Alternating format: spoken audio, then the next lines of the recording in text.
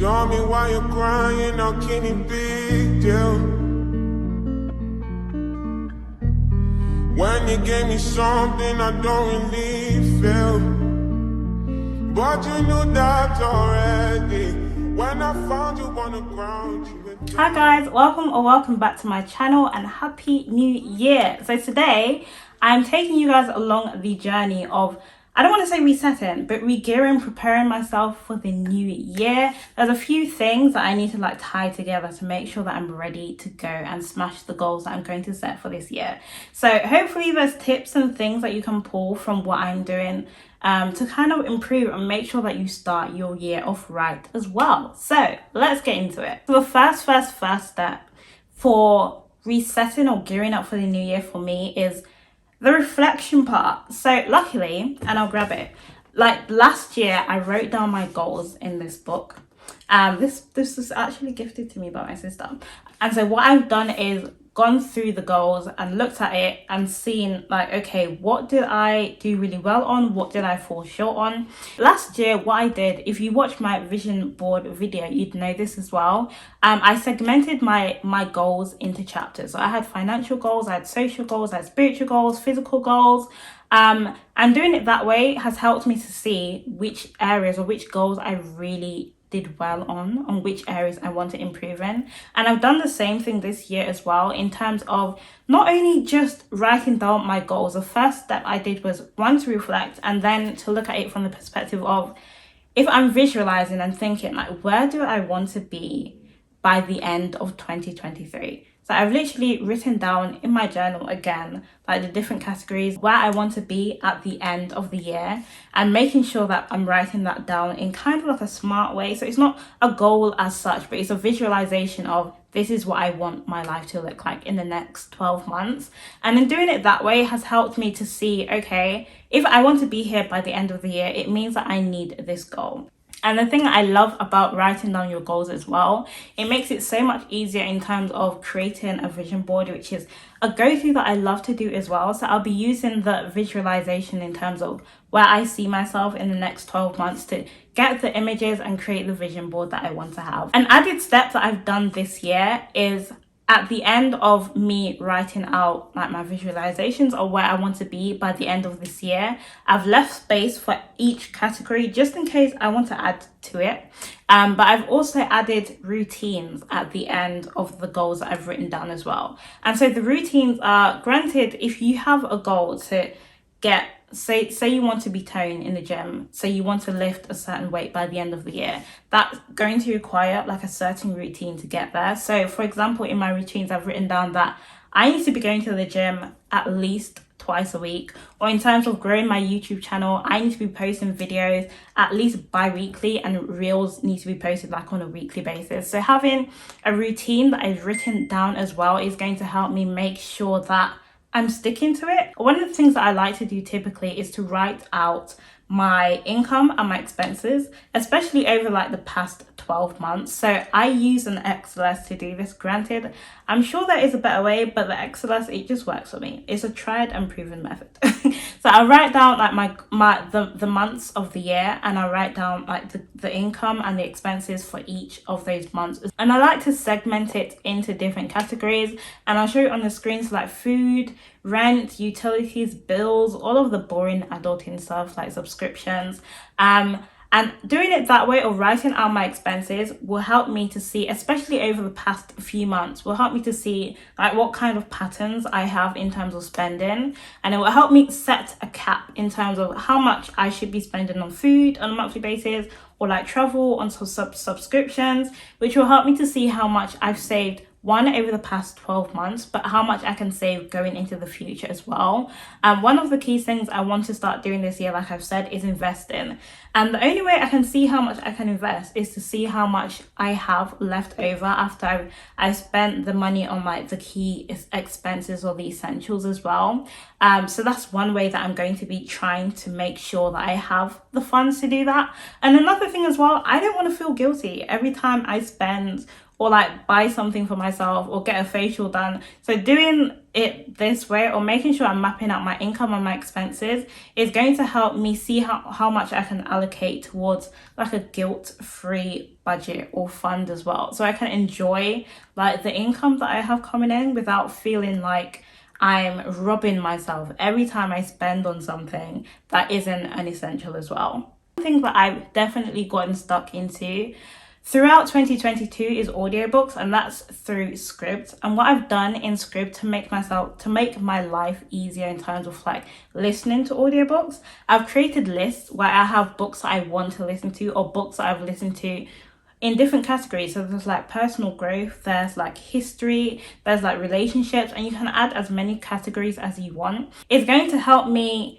to not only improve like the certain goals that I'm mapping out, but also improve like the mindset work and the knowledge that I'm learning in terms of how I can approach like financial goals better, or like my personal goals better, or my professional goals better, to make sure that I'm not just doing everything within my own willpower, but I'm taking knowledge from other sources to improve as well. So there was this book that I listened to this year that really stuck with me about like personal growth, and it gave the suggestion of writing out in your calendar the essential tasks that you think you need to get done, and doing that for 30 days. And then at the end of 30 days, you'd look back at the calendar and you'd erase it or start it for the new month, but you'd add in the things that were most important for you to get done first. So what I did, I had a look online to see what calendars I can find that would allow me to just write in like my day-to-day tasks. But the cost of calendars were coming up to like 40, 30 pounds. I'm like, I don't have the budget for that. So I decided to just buy a simple whiteboard marker and create my own calendar.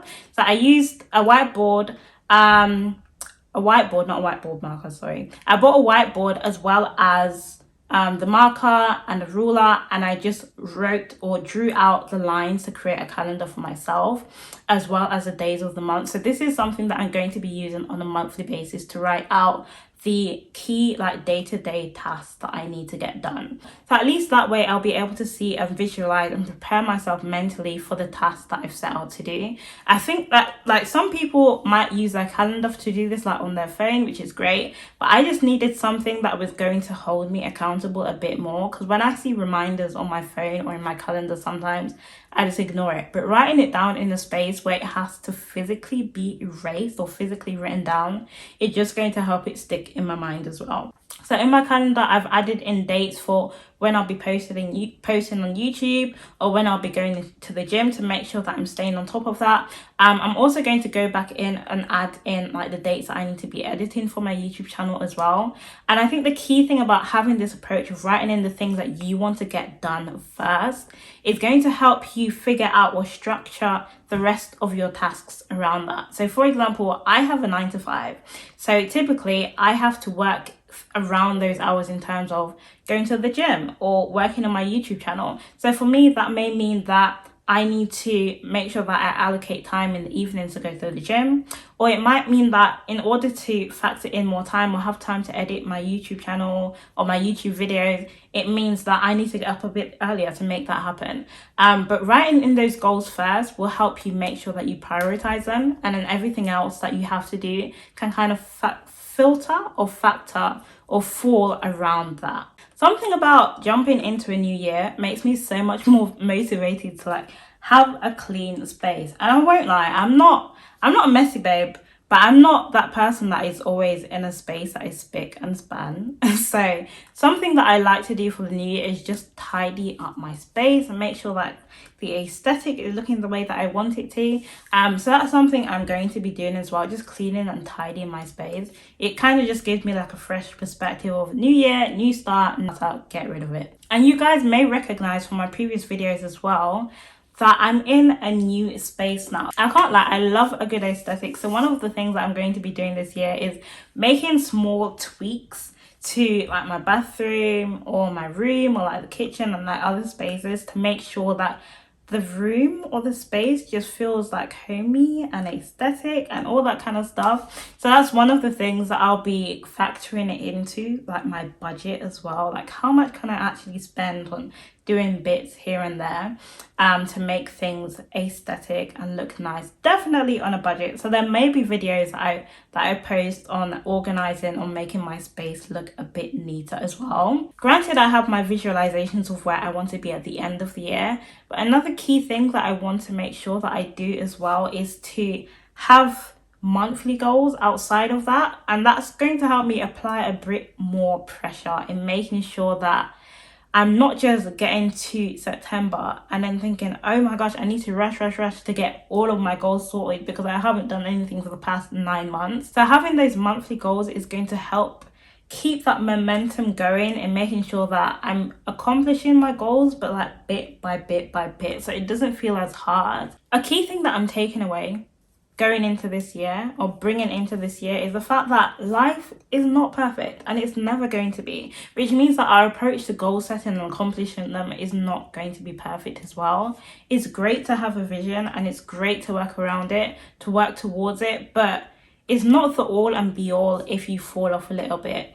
Like growth isn't linear. So even if you're looking back at 2022 and you're recognizing that there's so much that you didn't accomplish that you wanted to do, recognize that this year might be that your year, this year might not be your year, but having like goals or having a structure and routines and plans in place to kind of help hold you accountable can make the world of difference. And I know we are in that season of January where everyone is geared up and everyone is so committed to making sure that their goal works and to make sure that this year works for them. And that's a great approach to have. But don't feel pressured into fitting the mold or taking this perfect approach that people are showing you in like YouTube videos, because in reality, it's not real. You know, like the real bits of what you're going through in your life and what you're going through in your journey. So go at your own pace. Set goals that are going to work for you, set goals that are granted going to challenge you, but make sure that you're giving yourself grace as you go throughout this year and this season as well. Thank you guys for watching to this part in the video. If you have gotten to this part of the video, make sure you let me know in the comments what tips or what things are you going to be doing to get ready and gear up for 2023. Please subscribe as well and tap the bell, and I will see you guys in the next video. Bye guys.